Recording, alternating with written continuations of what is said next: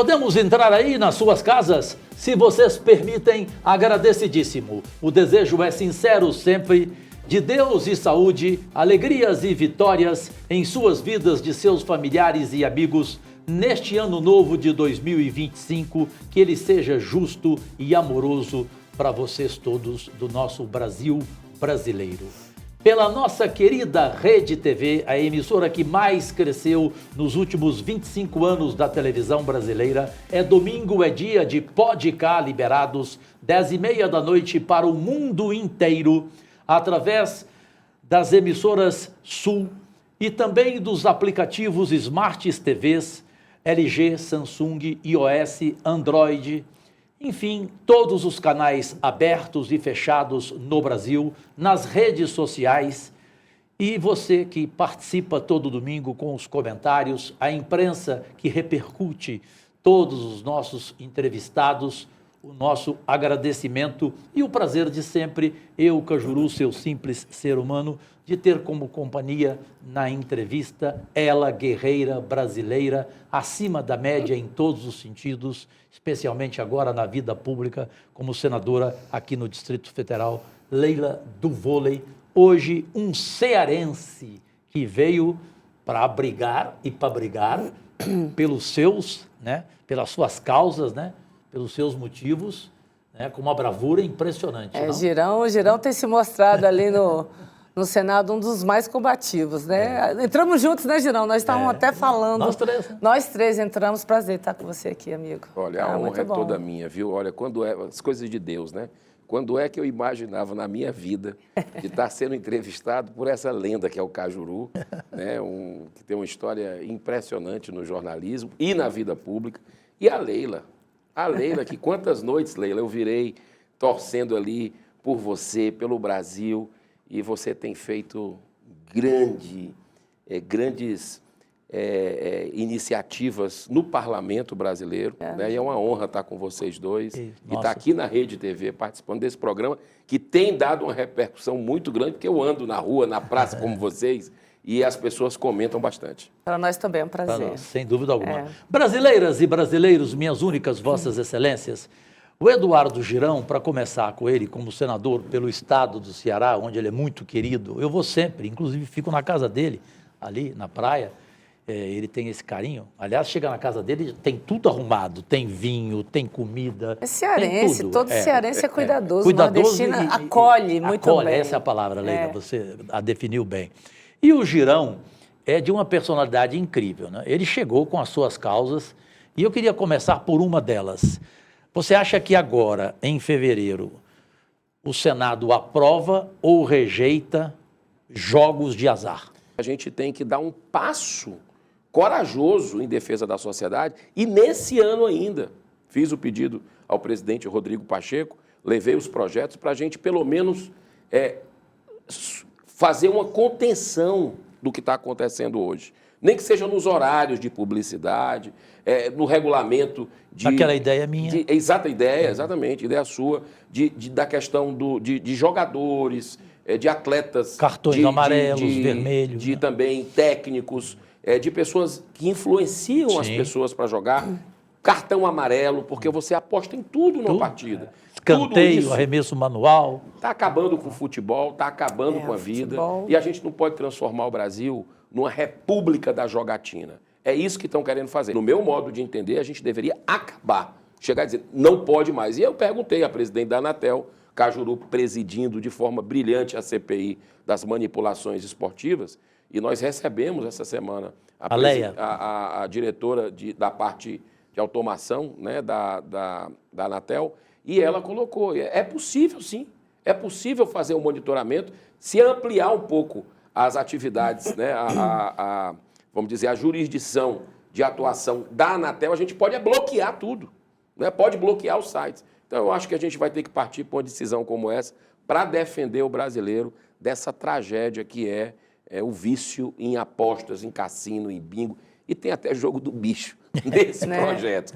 Né? Você imagina a lavagem de dinheiro, né? Porque nos Estados Unidos, Leila, que é a meca da jogatina, Se você entrar na página do FBI, faz esse teste. Entra na página do FBI que você vai ver em Nevada, que é onde tem Las Vegas, a quantidade de jogos ilegais que tem, de cassinos ilegais. E lá que é legalizado e que tem um trabalho forte de fiscalização. Tem milhares de casas fazendo apostas ilegais. Tu imagina no Brasil o que queriam fazer. E o argumento, só para a gente manter esse raciocínio nosso, é sempre a geração de empregos e a arrecadação, o aumento da arrecadação, Girão. E o que você tem a falar para essas pessoas, né, para o lobby, né, para os lobistas que estão lá no Congresso, diariamente falando isso? Muito bem você ter colocado isso. É uma falácia, na verdade, que não se sustenta em pé. E segundo a associação do pessoal do Ministério do Trabalho lá dos Estados Unidos, né, que tem um nome que eles fazem, que é como se fosse o nosso Ministério do Trabalho aqui. Os cassinos e bingos pagam muito menos aos funcionários do que o comércio, do que o serviço. Então, é uma atividade que eles colocam lá embaixo, né? Então, perde sobre todos os aspectos, porque o que você ganha de emprego aqui, você perde em outros setores e paga mal os que vão ficar. E como que você combate a tese de que o cassino gera empregos? Justamente com relação a isso. Por quê? Porque existe toda por exemplo, lá em Macau, você pegar os dados da Associação dos Corretores de Imóveis, tudo o que está ao lado do cassino quebra. É como se fosse o eucalipto. O eucalipto, ele chupa tudo que está, morre tudo do lado, porque ele vai buscar água lá na profundeza e não sobra para ninguém. É como o cassino. Então, existe toda uma canibalização, essa é uma palavra ruim, mas é uma palavra que se adapta bem, de setores produtivos que perdem exatamente receita para o cassino, porque as pessoas vão jogar e não vai sobrar dinheiro para investir em outras atividades. Leila? E você acha que esse placar aí, vocês comentaram agora, que eu lembro, que quando o Girão, assim, desde o primeiro momento que nós começamos a tratar, né, que começaram a ventilar a respeito da legalização, você já reuniu toda uma documentação, né, trouxe pessoas da área para argumentar, para contra-argumentar. Hoje, como é que você vê a realidade dentro do Congresso? Você acha que essa legalização não passa? Olha, nós tivemos uma perspectiva de votação essa semana. Sim. E pelo ambiente do plenário ficou tão claro que ia perder de lavada. De lavada. Que o relator resolveu tirar o projeto de pauta. Mas não foi votação de bet, só para ficar bem claro. Não. Foi votação de cassino. De cassino e jogo, bingo. E bingo. E jogo do bicho, que está tudo junto. Isso. Né? A lavada seria essa. A lavada seria derrotar o projeto. E eu nunca percebi uma mobilização tão grande como eu estou vendo. Eu sou espírita. A Federação Espírita nunca se manifesta sobre nada. Ela é tímida com relação a isso. E ela fez uma manifestação fortíssima, a Federação. CNBB também. A CNBB fez 3 notas. Eu nunca vi ela fazer 3 notas seguidas com relação a isso. Os evangélicos também nem se falam. Se reuniram os grandes líderes evangélicos do Brasil, assinaram a nota essa semana. Então, sem falar na PGR, Procuradoria-Geral da República, que tem 2 notas técnicas preocupada com lavagem de dinheiro, com essas coisas. O ex-presidente do COAF, que se manifestou, a Associação Nacional dos Delegados da Polícia Federal, firme, o Sindifisco também, que reúne auditores fiscais. E sejamos sinceros, o governo Lula liberou e não pediu para a gente votar a favor. É verdade. Não, e mais do que isso, e eu tenho que elogiar. Eu tenho que elogiar, a gente critica, eu sou da oposição, mas já votei projetos do governo Lula, como os Mais Médicos. O que é bom para o Brasil, eu estou junto. Essa coisa não mistura para mim. Agora, o governo Lula fez algo muito positivo com relação a esse projeto, tanto o ministério comandado pela Simone Tebet, que é o Ministério do Planejamento, como o Ministério da Fazenda, fizeram notas robustas, mostrando o perigo da legalização de bingo e cassino no Brasil. Então, eu acho que o bom senso prevaleceu, esse projeto não vota esse ano, e eu espero, viu, Cajuru, com a ajuda sua, a ajuda da Leila, que são pessoas comprometidas com uma sociedade saudável. Saudável. Nós estamos vivendo um momento da humanidade muito preocupante, né? Onde os valores estão invertidos, né? E eu espero que esse tipo de projeto não tenha mais nem condição de votar no Senado Federal. Eu acredito que se a gente não der um passo nas bets, ou para proibir, ou para dar uma contenção geral, a gente não pode nem cogitar a possibilidade desse projeto voltar para a pauta, porque a gente sabe o que é que está em jogo aí, e o que está em jogo é péssimo para a população e vai beneficiar magnatas. E eu vou além.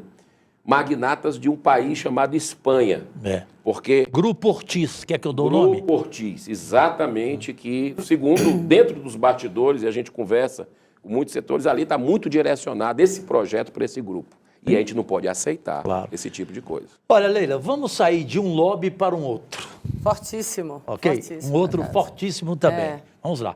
Só lembrando que eu tenho certeza que o presidente Lula, que aceitou a minha ideia, e também a do Romário, que ele vai fazer o decreto-lei e a gente, de repente, chegar à conclusão de que você só pode apostar no resultado do jogo e pronto, acabou, em função da existência das casas de apostas como patrocinadoras principais dos times de futebol, dos veículos de comunicação e tudo mais. Mas respeito à opinião contrária do senador Eduardo Girão. O outro lobby se chama cigarro eletrônico. E esse... Você acha que esse a gente vence também? Porque esse é forte. Esse é fortíssimo, atua também nos bastidores, né? E eu digo uma coisa para você. Eu percebo entidades seríssimas do Brasil se posicionando contra. Né? Você vê essas entidades que trabalham com saúde, né? Até o Cristo Redentor, Cristo, ele foi iluminado a partir de iniciativas de sociedade brasileira, da questão que trabalha contra o câncer, né? O Hospital do Câncer, né? Várias outras associações da medicina que fizeram notas públicas fortes e a gente conseguiu barrar. Né? Mas a gente sabe que está na tocaia esse projeto e quando a gente menos espera, inclusive, você apresentou um projeto. Apresentei um projeto para proibir vapes, completamente, né? Exatamente. Porque a gente já viu, eu morei nos Estados Unidos um período e vi o estrago que aconteceu e está acontecendo lá, né, da juventude. Banalizou completamente. Eu perdi o meu primeiro suplente por causa de cigarro eletrônico. É incrível. E o quanto que está afetando, né, a saúde dos jovens. Criança, o que tem jovens, né? jovens com infecção pulmonar, assim, é muito sério. É uma arma química. Isso. É uma arma Você química fala contra muito os jovens, isso. Né? E é uma verdade. Sim, esse é um assunto que é debatido no mundo todo e muitos países estão voltando atrás. Porque revendo, ali né? Estão revendo. E o Brasil, vamos combinar, o Brasil é referência internacional no combate ao tabagismo. Sim, eu relatei um Você relatou? Sim, do José Serra. Do Serra, que é o último projeto dele. Então, o Brasil conseguiu, em vários governos sucessivos, eu acho bacana isso, é uma política de Estado, né, não é de um governo de ideologia tal, o Brasil conseguiu reduzir o número de fumantes de forma drástica. E aí, isso impactou positivamente no SUS, baixando os custos. Né? Então, a gente mostra o que você... Aí vale para o jogo. Tudo de ruim tem esse mesmo argumento. Droga, maconha. Você pega a questão do que você pode arrecadar, liberando, legalizando, não compensa o impacto que vai ter na rede pública de saúde para tratar as pessoas, seja da ludopatia, com relação ao vício em jogos, e hoje a gente percebe que o vício em telas, que é outro debate que a gente tem na Comissão de Educação, está gravíssimo ao ponto de, corretamente, o governo federal procurar fazer aí uma proibição de celular. Eu acho que a gente tem que evoluir. Estamos indo para esse debate. De sala de aula. Estamos indo para esse debate. Porque o nível de atenção vai para o espaço, de dependência ali, de interação com o professor e com os alunos. Então, eu acredito que o vício é algo que a gente tem que fechar todas as portas possíveis. Porque tem pessoas que são expostas a isso e perde a vida, a família acaba, é devastada, é uma tragédia, e o peso para o Estado também é muito grande do ponto de vista econômico. Leila do vôlei admirável. Girão, eu vivi com você o debate dos CACs. Né, a questão do desarmamento. E, assim, tanto eu como você tivemos ali tempo todo nesse debate, fomos muito criticados. Sim. Né? Bombardeados. Bombardeados, inclusive. Você também, né, Cajuru? Nós três fomos bombardeados. Eu lembro, assim, que isso até afetou a minha relação com alguns amigos, né, que defendiam... Eu perdi amigos. Essa questão do porte, da posse de arma. Você teve um evento pessoal... Quando você morava nos Estados Unidos, sua filha, né? Um jovem invadiu, matou 17 alunos. Eu queria que você contasse um pouco disso, por que da sua defesa intransigente com relação a essa questão? Eu estou na política por causa dessa pauta. Principalmente. Eu sempre defendi a vida. É algo que eu passei por uma síndrome do pânico com 29 anos e fui ali repensar os valores e tudo. E a primeira pauta que eu peguei, eu vou chegar, a primeira pauta foi a questão da vida desde a concepção. Né? É o primeiro direito, o direito de nascer. E ali eu mergulhei cientificamente, pesquisando, me envolvi nessa causa de participar de palestras, de caminhada. Mas sempre vinha no Congresso Nacional, isso é que é engraçado da vida, né? Eu sempre vinha aqui em Brasília, pegando chuva para entrar dentro do Congresso Nacional. Muitas vezes não conseguia entrar, porque dava a quantidade de pessoas numa audiência pública, a gente não entrava. E eu era um ativista de causas. E essa causa da paz, aí é a cultura da paz, né? Não combina com liberação de arma de fogo, como o governo anterior, o governo Bolsonaro, quis fazer e fez. Mas nós fizemos a contenção. Sim. Né? Porque, e olha a preparação que eu tive, é um sinal para mim. Eu trabalhei durante 30 anos da minha vida em empresa de segurança. Eu perdi muitos profissionais de segurança, vigilantes, porque o assaltante queria era a arma dele e matava ele pela arma. Tanto é que eu comecei e eu acho que a gente tem que correr com um projeto que a gente deu entrada, transformar arma de fogo para armas não letais, o taser. Né? Esse é um projeto que a gente precisa avançar, porque aí você vai substituindo. O que é que acontece? O que é que aconteceu na minha vida? Eu fui morar nos Estados Unidos por um ano sabático. Reuni os filhos do primeiro casamento e os filhos do segundo casamento. A cidade mais segura, eu não sabia, mas era a cidade mais segura dos Estados Unidos. O último assalto tinha sido há 20 anos, Parkland, na Flórida. O último assalto tinha sido 15, 20 anos, assalto. Assassinato nunca teve. E num belo dia, no Dia dos Namorados, lá, 14 de fevereiro de 2018, meu projeto era ficar lá uns 2, 3 anos. Um cara compra uma arma, é muito fácil comprar arma nos Estados Unidos. É o que queriam fazer aqui. Isso. Compra a arma e vai, no Dia dos Namorados, entra na escola e metralha quem vê pela frente. A minha filha, que era a única que não queria ir para os Estados Unidos, queria ter ficado no Brasil pelas amigas, 16 anos de idade. Adolescente. Adolescente, não queria, mas eu tive que... Não foi fácil para convencer. E ela foi com a gente. Justamente ela estava na sala que aconteceu a tragédia. Então, o atirador... O mundo parou para olhar naquele dia lá. Né? Aquele dia foi chocante. E eu fui o primeiro pai a chegar. Por quê? Porque como eu gosto de futebol, fui até presidente... Do Fortaleza, o melhor. Vamos chegar lá. Era a final da Copa da UEFA naquele dia. E eu combinei com os meus filhos para pegar mais cedo no colégio. E eu nunca tinha feito isso, porque tu sabe como é que funciona nos Estados Unidos. Pega na porta de casa o ônibus escolar e deixa na porta aqueles amarelos. Sim. E nesse dia foi a primeira vez que eu fui pegar, porque eu disse, eu vou ter que pegar vocês mais cedo para a gente ir para um restaurante brasileiro para assistir a final. Sim. Vamos, papai e tal, não sei o quê. E eu fui o primeiro pai a chegar, uma escola de 3.000 alunos. Eu fui o primeiro pai a chegar. E eu vi tudo, eu presenciei, não a cena, né? Mas o desespero. O desespero dos familiares que foram chegando, dos alunos que conseguiram sair. O meu mais velho conseguiu sair. A minha filha, que é a segunda mais velha, ficou lá dentro, não conseguiu. O professor foi morto em sala de aula, um tiro na cabeça. Ficou na porta e foi a sorte, porque ele tentou entrar e deu um tiro e tentou entrar, e as crianças estavam lá. E ele foi matando no corredor quem ele encontrou. Então, ali eu disse, meu Deus, depois que a minha filha... Eu passei 20 minutos Sem saber, porque as informações que chegavam que tinha matado todo mundo.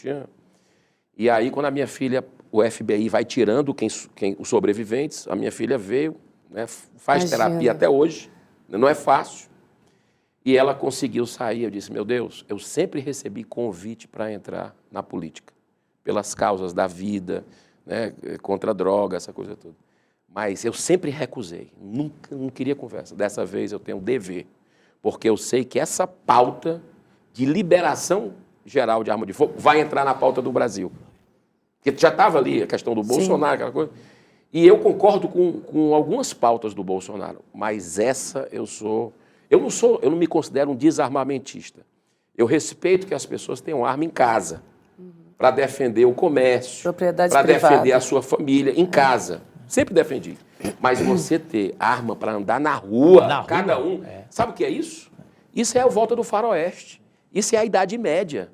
Cada um por retrocesso. Si. Retrocesso civilizatório. Foi a única briga minha com o ex-presidente Jair Bolsonaro. Você se lembra que eu falei para ele? Eu falei, presidente, arma na mão de todo mundo, o senhor não deve ter assistido, que o senhor não é muito chegado a filme.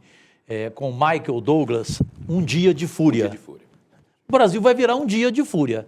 Bom, você aí que é o nosso único patrão aqui na Rede TV, vendo mais uma edição semanal do Pode Cá Liberados, um talk show de entrevistas diferente de tudo que você viu, eu, antes de voltar a Leila, vou lembrar aqui que há uma polêmica, em uma opinião do senador cearense Eduardo Girão, nosso entrevistado hoje, sobre o aborto. O seu pensamento, por favor.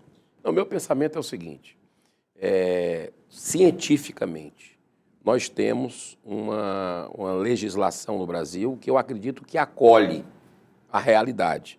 O STF está tentando, como aconteceu em 1973 nos Estados Unidos, legalizar por uma via que não é o seu papel. O papel é do Congresso de legislar sobre a vida.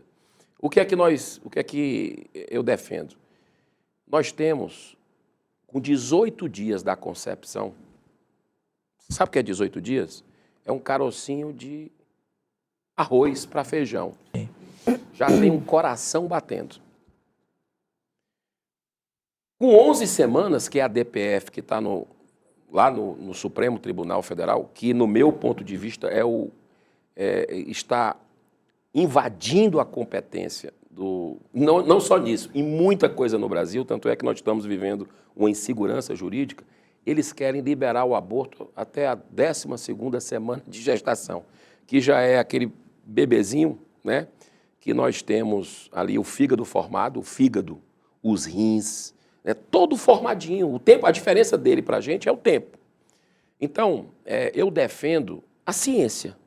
A ciência mostra que a vida é viável já ali, que é um dom, né, que é uma interrupção disso, é como se você pegar essas câmeras todas que estão aqui, conectar, tira de uma vez, né? E isso gera para a saúde da mulher, segundo o British Psychiatry Journal, né, e compartilhado por várias universidades do mundo, problemas de ordem emocional para a mulher, psicológico, mental e físico.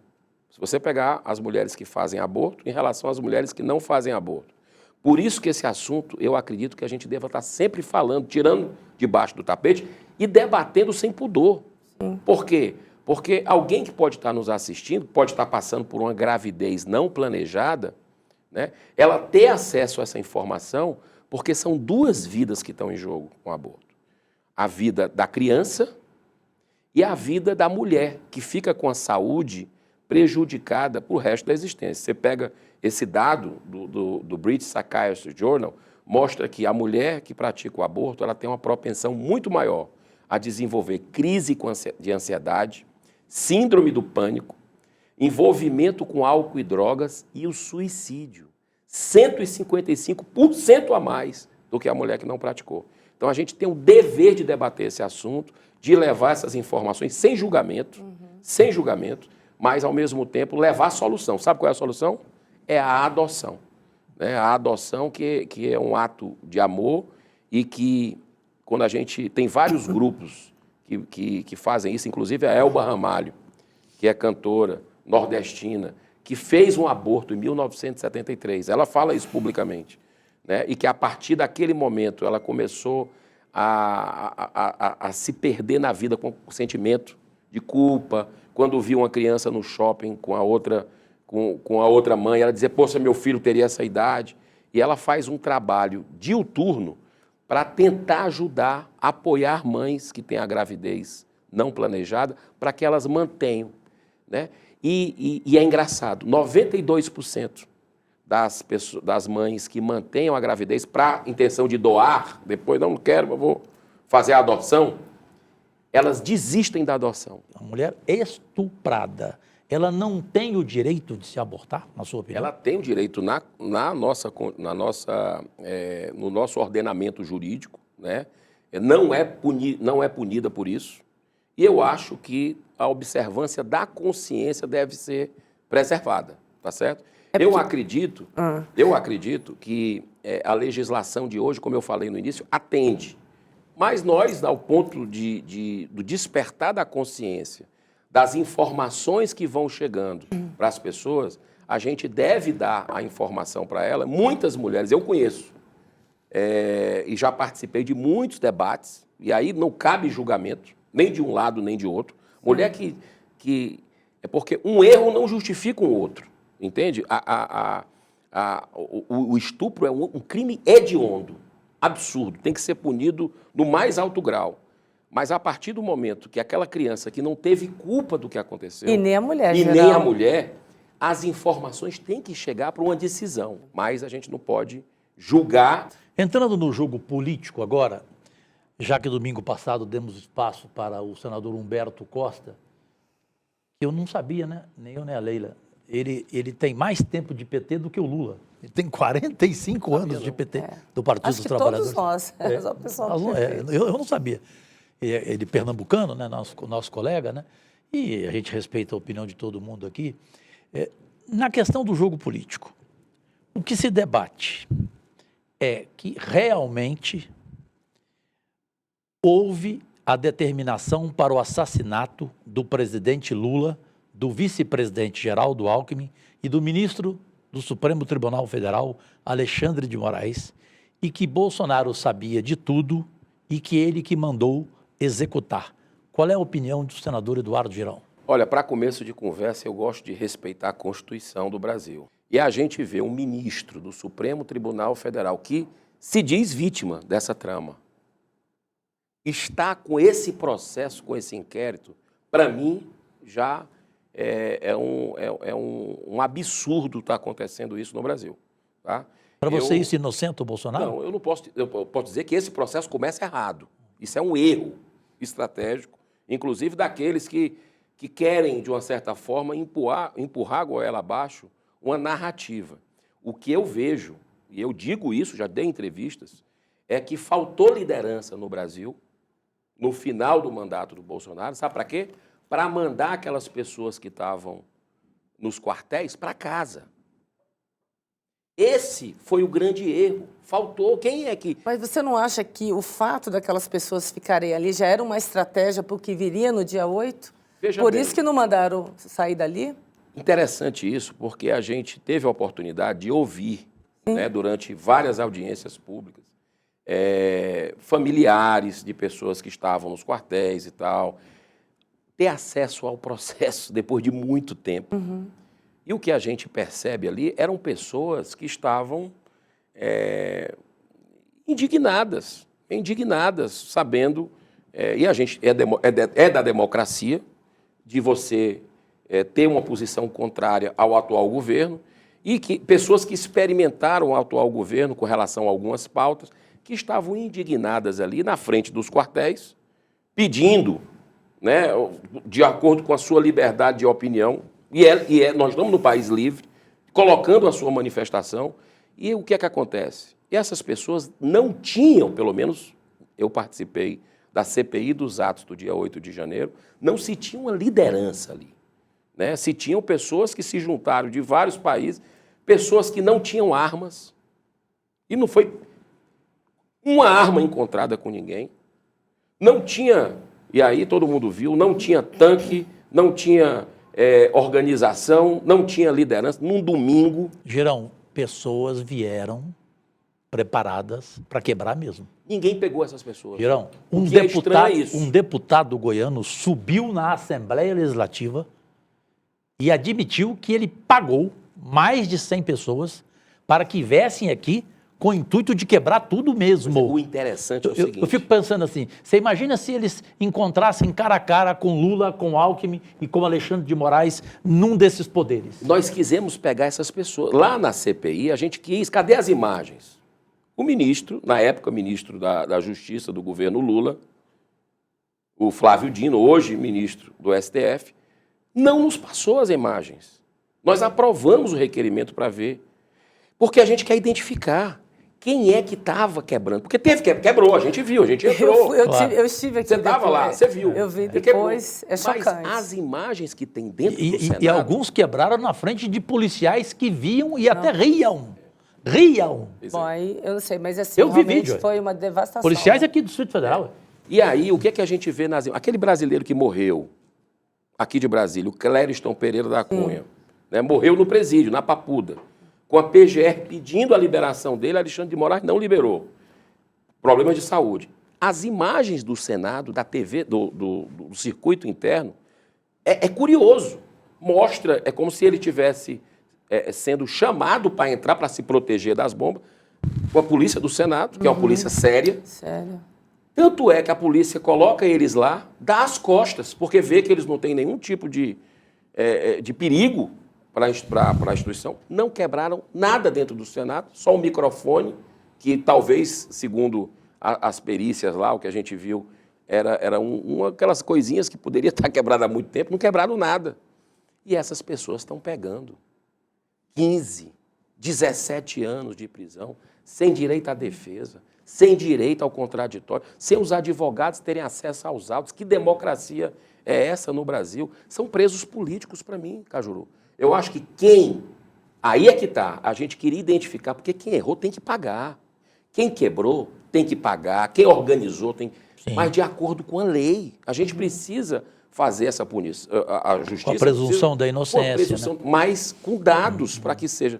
Não é isso que a gente está vendo. Infelizmente, não é isso que a gente está vendo. Então você não pensa como o Humberto Costa, que para ele o Jair Bolsonaro tem que ser condenado e tem que ser preso? Não, eu vejo, e você sabe das minhas restrições, a gente acabou de conversar aqui. Sim, claro. O Jair Bolsonaro tem uma posição independente, mas eu acho que tem uma forçação de barra muito grande aí para querer pegar o Bolsonaro como o responsável por isso. Não se tem materialidade nenhuma com relação a isso, né? E até na própria, nos documentos que a gente pôde ver, que vazaram, né, da Polícia Federal, da polícia e tal, você não consegue encontrar... Faltou táxi para o golpe. Por favor. Coisa de gude. Como é que é? Balinha de gude, bolinha de gude. Você não encontra arma. É as pessoas com Bíblia, com bandeira do Brasil. Me parece uma coisa muito forçada, como uma narrativa para querer perseguir adversários. E a gente está vendo deputados sendo perseguidos, colegas nossos, como o Marcos Duval, sem direito à rede social, com 50 milhões de multa, sabe lá como se tirou esse valor. Isso é um absurdo, né? É um deputado, infelizmente, zumbi, que nós temos hoje, colega nosso, um deputado que...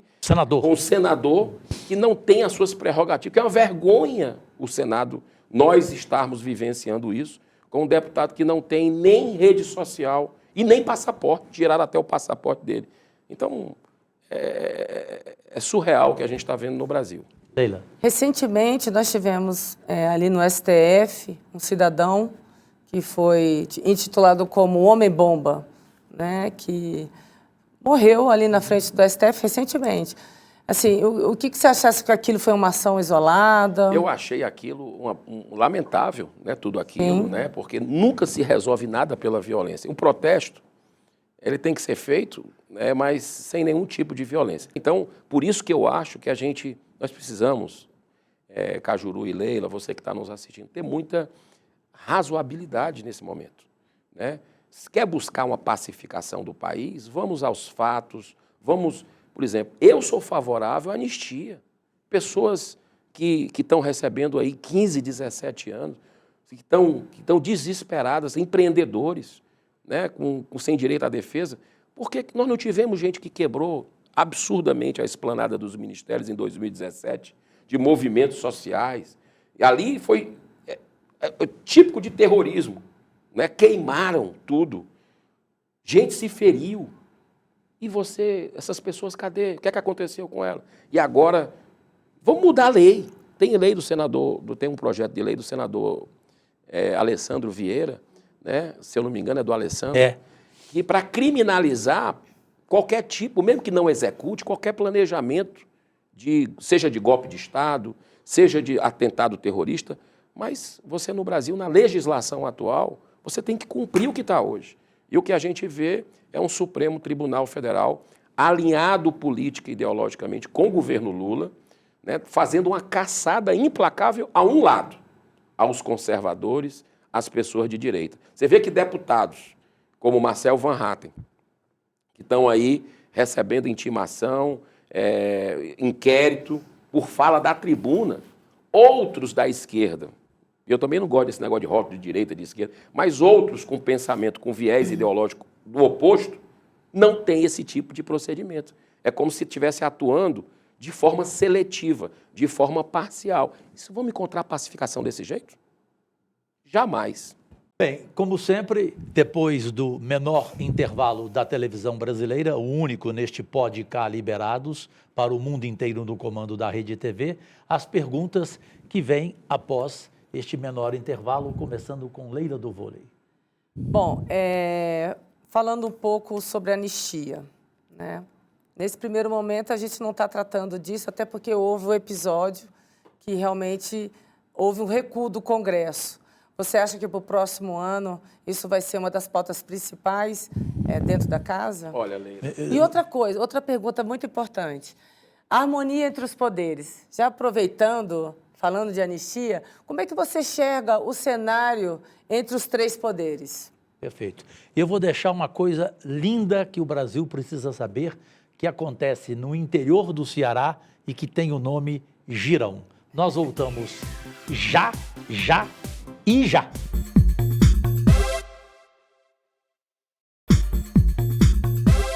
Senhoras e senhores, meus únicos patrões, voltamos para a última parte deste Podcast Liberados especialíssimo de domingo no comando mundial da Rede TV, em todos os canais abertos, fechados e nos aplicativos Smart TVs em qualquer lugar do planeta. O nosso entrevistado deste domingo é o cearense Eduardo Girão. E antes das perguntas da Leila, que ela já deixou, ele falou assim para mim no intervalo: uai, o que é isso? Coisa linda no interior do Ceará? É surpresa? Conte para o Brasil o que significa no interior do Ceará e que tem um nome Girão, Estação da Luz. A Estação da Luz é um projeto social, pegar todas essas pautas e fazer ações específicas sobre elas, né? Educação, uma escola que eu visitei lá na Índia, há cerca de 20 anos, que é uma escola de valores humanos, que é baseado nos princípios da paz, do amor, da não violência, da retidão e da verdade. Implantamos lá um sucesso, né? As crianças com autoestima lá em cima, com esporte. Quero convidar vocês para conhecerem esse projeto, que ajuda desde criança até idosos, né? Então é um projeto assim que... Esse é o caminho. Estação da Luz foi um nome bem propício, porque é jogando luz, né? E o bem, vocês sabem, o bem contagia, o mal contamina, né? Então tudo do bem se espalha como uma estação, né? E eu fico muito feliz de alguma forma ter fundado essa ONG, né, que desenvolve esse trabalho aí, já transcendendo o Ceará com relação a projetos sociais. A Leila colocou uma coisa muito importante, harmonia. É isso que a gente busca. Tem até aquela música do Beto Guedes, né, que fala o sal da terra, harmonia, é o que a gente precisa. Para ter harmonia, a gente precisa resgatar a Constituição brasileira, né? Precisamos respeitar todos a Constituição brasileira, né? E para o cidadão comum respeitar, os primeiros guardiões, que são os ministros do Supremo Tribunal Federal, precisam respeitar também. Quando a gente vê declaração de nós derrotamos o bolsonarismo, perdeu o Mané, e várias outras políticas, declarações de ministros e ativismo, fazendo leis em lugar do parlamento, mostra que não existe harmonia dentro do Brasil. Né? Então, eu acredito que nós votamos, todos nós aqui, importantes matérias para que, de alguma forma, a gente possa retomar essa harmonia, como, por exemplo, a PEC do fim das decisões monocráticas, né, que está parado lá na Câmara. Mas o Senado, que é tão cobrado, né, e é importante que as pessoas cobrem, fez a sua parte com relação a isso. A PEC antidrogas também, né, que é outro ativismo do STF, nós conseguimos votar, parou na Câmara. Eu quero imaginar o que é que vai acontecer, Leila, depois que a Câmara votar e, se Deus quiser, aprovar a nossa PEC. Né? Vai acontecer um impasse institucional? Porque o STF já foi lá e já declarou o porte para grama, quantidade para gramas de maconha, por exemplo. E aí, se nós do Congresso definirmos como porte zero, como sempre fizemos, seja no governo Lula anterior, seja no governo Bolsonaro, sempre nós deliberamos porte zero. E aí, como é que fica? Então, assim, eu vejo que a anistia, ela pacifica o país. Eu acho que nós estamos perdendo tempo com relação a isso. Esse ambiente de polarização, só quem ganha são os polos. Uhum. E o caminho do meio, do equilíbrio, perde da razão. Perde. Né? E eu acredito que a anistia, como foi feita várias vezes, que é um assaltante de banco, que sequestrou, no passado muito recente, a questão até de embaixador, né? Não teve anistia. Por que não pode ter para pessoas, por exemplo, que nem na esplanada dos ministérios estavam, né? Como tem casos que foram documentados e que estão pegando punição.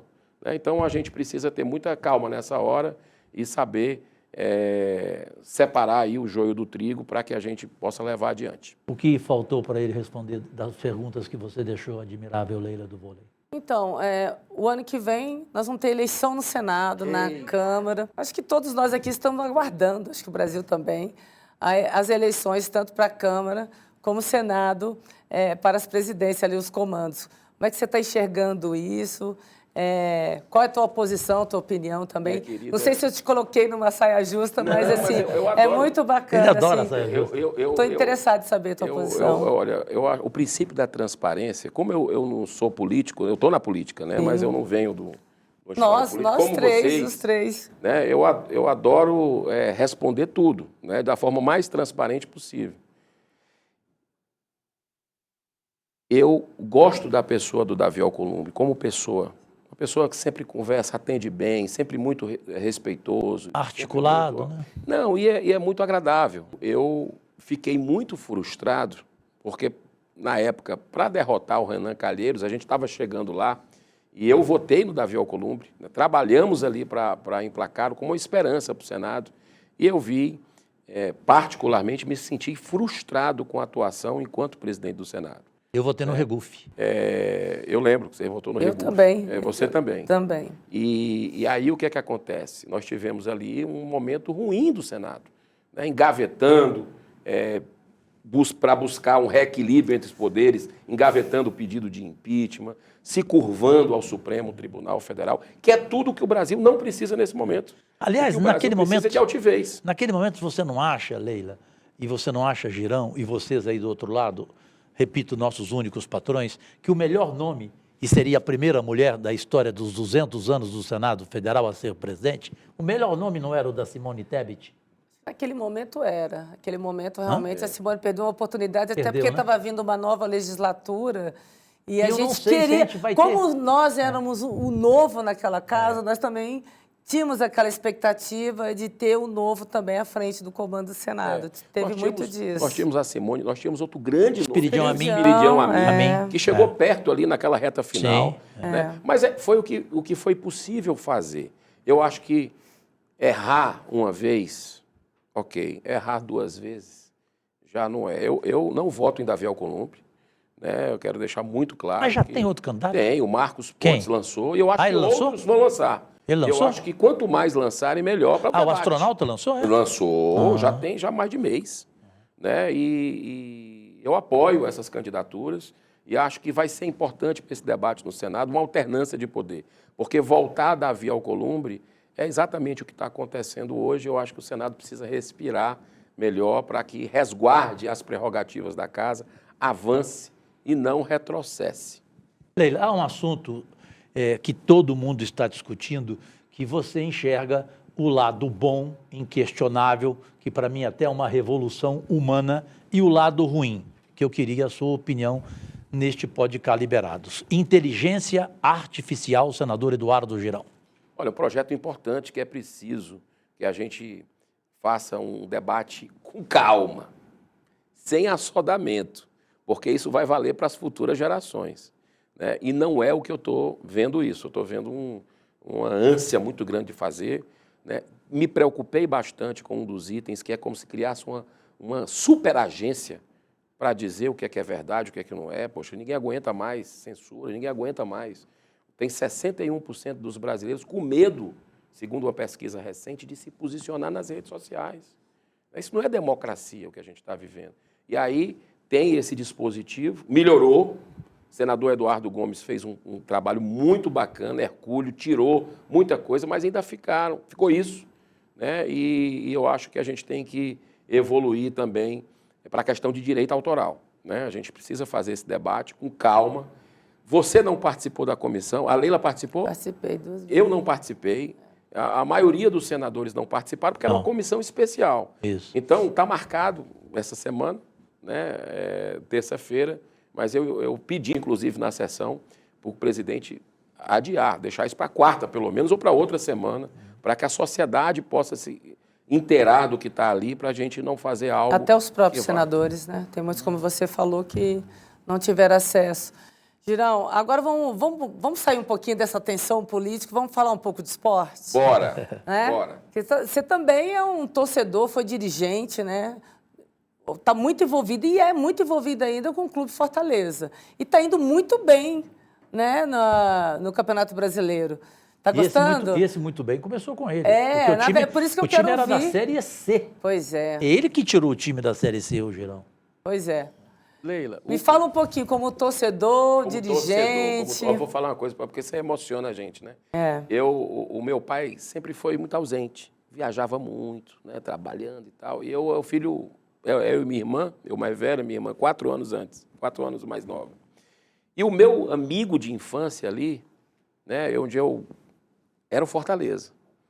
Então eu arrumava pequenininho o jeito para pegar carona, para ir para o estádio, para ir para treino, né? E nunca imaginei na minha vida que um dia eu podia ser presidente desse clube centenário, que é o Fortaleza. E eu fui o presidente dele na véspera do centenário. Eu poderia ter sido o presidente do centenário do clube, se eu tivesse algum interesse político, inclusive. Porque o meu mandato era de 3 anos. Começou em 2017. 2018 é o centenário do clube, né? Eu tinha mais 1 ano pela frente. Mas eu entrei para... O meu talento qual é? O dom que eu acho que eu tenho é de organizar, de pacificar. O Fortaleza tinha muita briga interna de funcionário com diretoria, de jogador com funcionário, com diretor. Rapaz, era uma coisa de ex-presidentes. E nós conseguimos ali, em 7 meses, muita gente acha que eu passei muitos anos no Fortaleza, foram 7 meses como presidente. Sim. Nós conseguimos fazer um trabalho forte de pacificação. Você teve um achado que foi o Rogério Ceni como técnico, né? Foi. Ali foi a última, vamos dizer, saindo do Fortaleza, foi o que me deu tranquilidade para sair e deixar o Marcelo Paes, que hoje é o presidente, está fazendo um grande trabalho. Era o meu primeiro vice. Muito bom mesmo. Que entende muito mais de futebol do que eu, né? Porque eu compreendo de administração. É difícil no futebol um dirigente falar isso. E deixamos organizados o clube, né? Com superávit, tranquilo. E ele deu uma sequência maravilhosa, né? Porque entende do esporte em si, Esse ano da gestão. quase que o time vira vice-campeão brasileiro e poderia ter sido campeão. E está entre os 5. Quando a gente assumiu o Fortaleza, ele estava na 3ª divisão do Campeonato Brasileiro. Isso que eu falei. Em 2017 agora. Série C, né? Você imagina o que é 3ª divisão? Nem salto, jogo televisionado é difícil. Não tem dinheiro, não tem patrocínio, não tem nada. E a gente conseguiu, né, com muita... E aí é um trabalho de equipe. Nossa, tá? isso é incrível. Aí é um trabalho de assim, e eu fiz questão, sempre tinha aquele mito de que para se ganhar no futebol, é um mito que sempre diziam, que tem que comprar juiz, olha que loucura. Né? E, enfim, eu disse, não pode. E outra coisa, e que jogador de futebol ia dar uma facada, como se diz, né? Ia dar uma chantageada na hora da partida mais importante. E eu disse, eu não acredito. Como é que o cara faz um gol e dedica para Jesus o gol? Faz uma defesa, dedica para Deus. Que história? Eles vão fazer isso? Eu me apresentei para cada um, cumpriram tudo o que a gente... Porque o respeito é a regra da boa convivência. Claro, claro. Eles cumpriram tudo, profissionais. E juiz, negócio de juiz, pelo amor de Deus. Nossa, né? Esse é um mito que acabou, graças a Deus. E o VAR, amigo dele aqui, negócio de VAR, ajudou Eu muito. falo VAR te catar. Eu falo VAR te catar. Reforma política, não sei a opinião da Leila. Até hoje eu não tive essa oportunidade de perguntar a ela. Mas eu concordo com o Girão, não sei se vocês vão concordar. Ele e eu pensamos o seguinte, que deveria diminuir o número de deputados federais de 513 para 300 e, para mim, ao invés de 3 senadores cada estado, 2. Fala sobre isso, Perfeito. porque nós dois pensamos iguais. Acredito. Inclusive, não tem nem cadeira suficiente lá, lá na Câmara. Só tem 300. Né? E tem 513 deputados, se tiver todos lá no centro. Então, assim, e você vê, em Congresso é uma coisa difícil. Né? Quando tem reunião de Congresso, e vai ter agora no final do ano, é uma situação um pouco complicada. Então, acredito sim que isso é importante. Outros países já adotaram. O custo vai lá para baixo e a representatividade não perde tanto. Também, Cajuru, eu quero lhe parabenizar pela sua iniciativa, que está bem amadurecida para votar. Esse ano, infelizmente, não vai estar na pauta. Acho que não vai estar. Que é o fim da reeleição. Passando de 4 para 5 anos o mandato. Eu acredito que seja até consenso na casa, assim. Já sim. Hoje passa, hoje passa. Mandato de prefeito, governador e presidente de 4 para 5 anos e eleições a cada 5 anos e não a cada 2 anos. E eleições únicas. Únicas, gerais. Então, isso que vai dar de estabilidade para o país, de segurança jurídica, porque de 2 em 2 anos você ter eleição, aí fica essa coisa de emenda, essa coisa para lá e para cá. Que eu acho até assim, eu acho que o Brasil precisa de mais previsibilidade. E eu fico feliz, Cajuru, obrigado, de ter assinado essa PEC contigo. E eu fiquei feliz de você concordar. E vamos que vamos aprovar isso enquanto a gente está no Senado. Eu sei que vocês dois vão, se Deus quiser, continuar na casa. Eu não vou para a reeleição. Eu já ia perguntar isso. Mas agora chegou aquele momento. Aí fica sendo a sua última pergunta. Então, deixa eu ser rapidinho. O que nós podemos esperar da sua vontade para 2026? Quais são os seus planos para 2026? Até porque você encarou uma eleição agora para a Prefeitura. Foi um milagre de Fortaleza. Ter entrado para o Senado. Eu tenho consciência disso. Ali foi a mão de Deus, né, com a boa vontade do povo cearense, que queria mudança.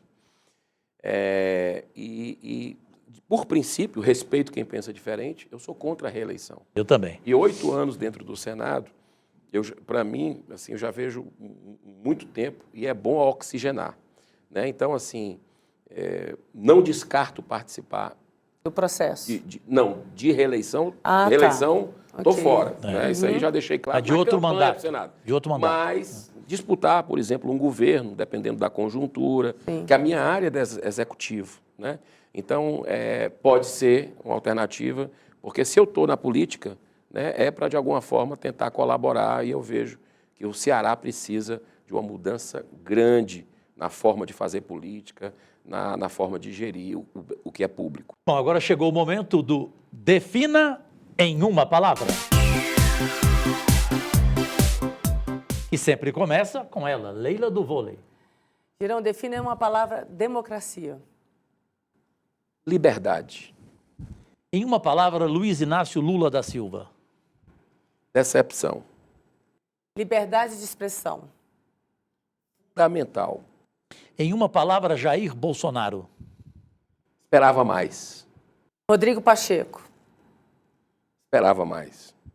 Arthur Lira, em uma palavra. Decepção. Agora, para fechar, para morrer de rir. Em uma palavra, Cassino. Tragédia. Harmonia entre os poderes.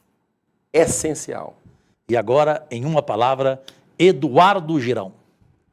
Idealista. Respondeu bem. É verdade. Irmão, prazeraço, você não tem Pertinho. noção, tá? É bom conviver contigo, é um prazer. E conviver no seio da sua família, com a Márcia, com seus filhos. Família incrível mesmo. Incrível. Gente, um Natal que vem aí, por favor, justo e amoroso, é o que quero para o meu povo e o que quero de coração para todos e todas do nosso Brasil brasileiro.